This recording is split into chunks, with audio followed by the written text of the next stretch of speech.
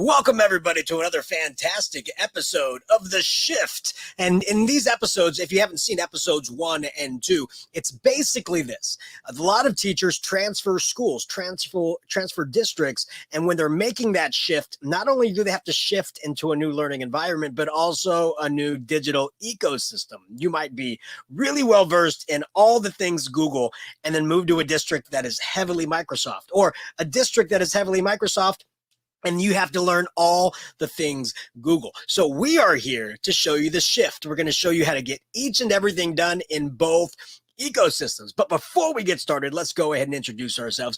I'm Joe Marquez. I'm Director of Academic Innovation for Q, and we are a great organization, a free membership organization for educators all across California and actually across the United States, because Tyler, you are a member of Q and you're out of Idaho. So Tyler, go ahead and introduce yourself.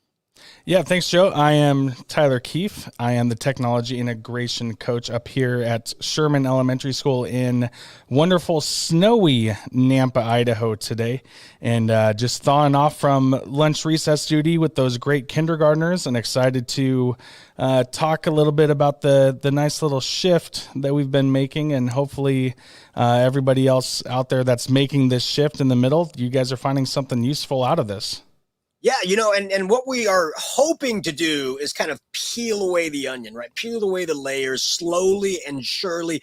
Last episode went a little bit long because we were talking about vocabulary, all the different vocabulary used in Google and its counterpart in Microsoft and vice versa. And so we wanted to make sure we got through all of that. But today, we are going to show you how to log into your account, right? So all of you Googlers out there know how to log into your account, but you may not know where to go to log into Office 365, or how you do that, or where you do that. And so Tyler's going to show that for you. So I think we should start with Microsoft first, because I'm really interested in how you log in to Office 365. So Tyler, take it away. Let's see how you log in to the Microsoft ecosystem. Yeah, thanks, Joe. Now, want to make a disclaimer. Hopefully by now, considering at time of this recording, it's December 16th, your IT department or partner teacher would have shown you how to log in. But just in case, we're going to kind of go through a couple of those things. But then also, I have a quick little hack to kind of help you out on that. So I'm going to go ahead and switch over to my screen here. And so here in my school district, we're in the Nampa School District. The first way for us to log in is actually really, really easy. We actually have our employee portal. And once you get signed into your employee portal, there is a little button that'll sign you in through ClassLink automatically. But let's just say your district, for whatever reason, does not use ClassLink or does not have like an employee hub. The simplest thing to do is honestly just go to office.com, and that's like the main place to get logged in. We're just going to click the orange sign in down here. And once you get signed in, I'm on my Mac, so I'm just going to actually use my fingerprint to go ahead and do this. And my password autofills, and it's going to ask me to stay signed in. And then boom, we're in, ready to go. Now, once you're in, there are a few different things that I want to go over really quickly. Along the top here, if you can see where these boxes are getting larger, this is showing you some of the recommended documents or things that you have worked on recently. So those are along the top, and it's kind of nice, and you can scroll through and get through different things up there. The other thing down here, this big box is showing you all your files, your most recent files shared with you, and then some favorited files that you might have, which really makes it nice for the organization of all this stuff to be able to find stuff nice and quickly. Along the left-hand side is just your quick icons to get through the different platforms. So up at the top, you got your Word, Excel, PowerPoint, and then your Outlook for your email and everything as you go. And I do believe, I'm going to try this, that you cannot actually move them. I thought you could customize that, but I am wrong. I thought you could, but oh well, I guess. I thought maybe I'm thinking of something else. I probably am. But you can search for documents up here, and then tucked away in the corner, you have this grid, which is your app launcher. If you open that, it'll give you the larger view of everything. And from there, it's kind of where you need to go, do what you need to do, kind of a thing, not have to really worry about it. Now, Joe, over on the Googler side of things, I'm assuming it's fairly similar, easy to get there. Am I correct? Yeah, it's as simple as going to google.com, right? Just the normal Googler. So let me go ahead and show you what you would do over here on my side. So if you just go to google.com, up in the upper corner, and you can't really see it because the Shift logo is in the way. Let's see if we can take that away right there. And so all you would do is click on sign in. And when you select sign in, you're just going to type in your username. So if you're logging in for your school account, make sure you check with your IT on how that is supposed to be put in. For the school district that I used to work in, it was the long government one. It wasn't just like at cusd.com. It was at globususd.k12.ck.us. It was the long one you had to type in order to log into your account. So just double check with your IT on which email that you log in with. And then you just type in your password. And again, you should be given that password or given kind of a cadence of how your password is supposed to be put in, and then you can change that password yourself as you go through. And then once you're logged in, you basically will see your little self like right up here in the corner as a logo, and you instantly have access to your Gmail if your school uses Gmail. A lot of schools, Tyler, they use Google for the ecosystem, but still for the district-wide communication through emails, they're still using Outlook. So you're using kind of two different ecosystems at that point. So just be very careful and ask your IT how you're going to be able to communicate. But I do want to give a quick caveat to all the teachers out there and students out there as well, or teachers who are looking after students out there. Google allows you to add more accounts. So you can toggle between accounts like your work and your personal. Here is the thing.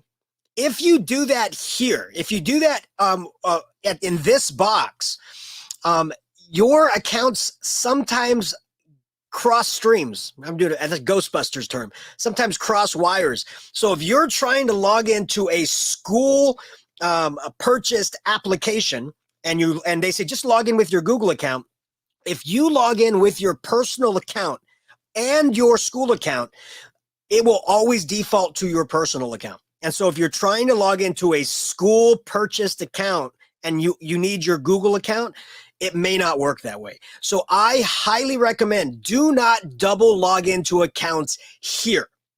I highly recommend that you go up a little bit more. And this is how you log into accounts through the Chrome browser. Okay. This is just through the cloud, but this is through the browser itself. I recommend adding your personal account and your school account this way. So all you would do is click add. You would say that I'm going to sign in with a current account, and you would type it in right here. And when you do that, it will then add your account here. And this way, I'm going to log into our Sons of Technology account right here. This way, you can now have two browsers open. And if I click here, it's the only account logged in on this browser. So I know I'm logging in with this account. If you double log in here, you don't know which one it's gonna go. And that has been a point of contention for a lot of teachers when they're double logging in. That has also been a pain point with students, because some students will also log in with their personal Gmail that they have. And then they say, oh, I can't log into the activity, or I can't log into this, because it's trying to log in with that other email. So I just wanted to make sure that caveat is taken out of the way. Again, in closing, always log in and add new users via the Chrome browser, not via google.com and adding another account here. That is the big takeaway there.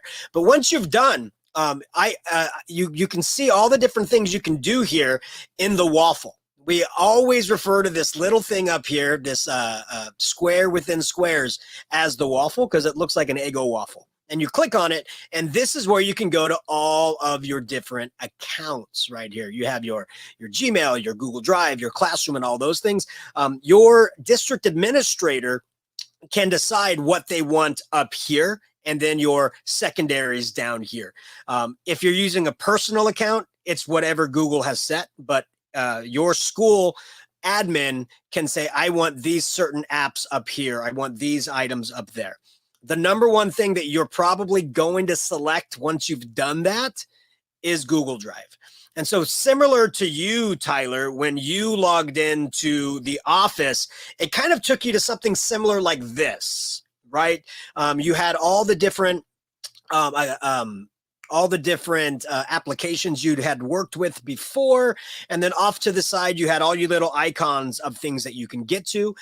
Again, those icons easily clicked on by clicking on the waffle, but you can also click on it by selecting new, and it brings up your Google Docs and your sheets and your forms and all the different things else that you can do. Everything is stored in your Google Drive. And we'll get through this more when we start talking about the cloud-based filing systems that we're going to talk about, but that's where you would go to it. So again, you can either click on the waffle to click on the things you want to start with, or go right into your Google Drive, selecting new, and then clicking on those other options as well. So hopefully that cleared some things up, because again, Tyler, I can't tell you how many times I had to talk with students or teachers about the double logins at google.com. And it's like, no, do not double log in at google.com. You can double add accounts via the Chrome browser. Now, if you're using a Chromebook, just logging into the Chromebook, you're logged into your account. So simple as that. So if you're using the Chromebook, so much easier. But if you're on a Mac or PC or any other device, it is logging in through the Chrome browser is the highest recommendation I can give. Yeah, you know, Joe, I'm going to be honest here. I did not know that there was a difference between the two, between the Chrome and the account. So I'm glad you mentioned that, because there's been a couple of times at home where me and my son, you know, when we're sharing the same computer, you know, I thought I switched it out, but nope, it actually didn't. And so that's good to know. I actually, you know, I learned something there. But really quick, if you can, Joe, I just had an idea. Can you screen share your landing page? And I'm going to go ahead and screen share mine, because I want to show the similarities between the two. Because as you were talking, it's like you said they were very similar. And I'm like, wait a second, they're actually laid out almost exactly the same. And you mentioned hitting that plus at the top of your screen. And so I was wondered if there was one on mine, and lo and behold, there was. So just wanted to point that out, that it is on the Microsoft as well. I did not see it there. I have never used that one, but now that I know it's there, it's going to be a game changer for me. So thanks for pointing that out, even on Google, because Microsoft has it as well. So I wanted to make sure that people understood that. Yeah, and I think that's really something important to point out, is that even though these ecosystems are different, a lot of them are similar, right? It's almost like a feeling of deja vu. Like it feels similar, but there's just nuances that make it feel just different enough to give you a little bit of anxiety. So I would say a good tip would be, look for the things that where you think it should be, because it's probably there. Just like that plus button, you're like, okay, I'll see if it's there. And it was there. And we'll dive deeper into this dashboard that we looked at again and all the different tools. But, you know, you can't get there unless you know how to log in, right? And so we wanted to make sure that we showed you the login process. And hopefully we made it pretty clear on how to do that for both ecosystems. So Tyler, I think we did a pretty good job. I mean, 14 minutes of how to sign in to Google and Microsoft, and I think we did it pretty well. In future episodes, we are going to then dive in. The very next thing we're going to do is dive into the dashboards that we showed you. You can call it, you know, your cloud-based storage system. You can call it whatever you want, but that's what we're going to be diving into. I think Microsoft calls it OneDrive. Is that correct? Yep. OneDrive. And then Google calls it just Google Drive, right? It's their cloud-based system that we're going to be looking at. So that's going to be our very next episode, and we are going to do that episode next week. And I know for a lot of teachers that is your break week. So know that this is not only being presented live, but you can also see past episodes or episodes you may have missed at the Q YouTube page by going to youtube.com/Q Inc. That's youtube.com/QUEINC.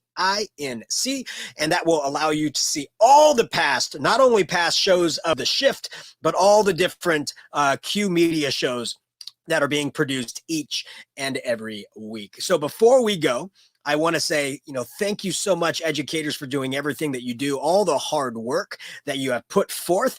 And for all of you who see Friday, or actually today's Monday. So if this is your first day off, congratulations on having that first day off. Tyler, I know that you are working today, tomorrow, and Wednesday, and then you have your time off. So, keep working. But for all you other teachers out there who you have this week off, have a great rest, and just take some time to be right up here and in your heart as well. Tyler, any final words for everybody watching?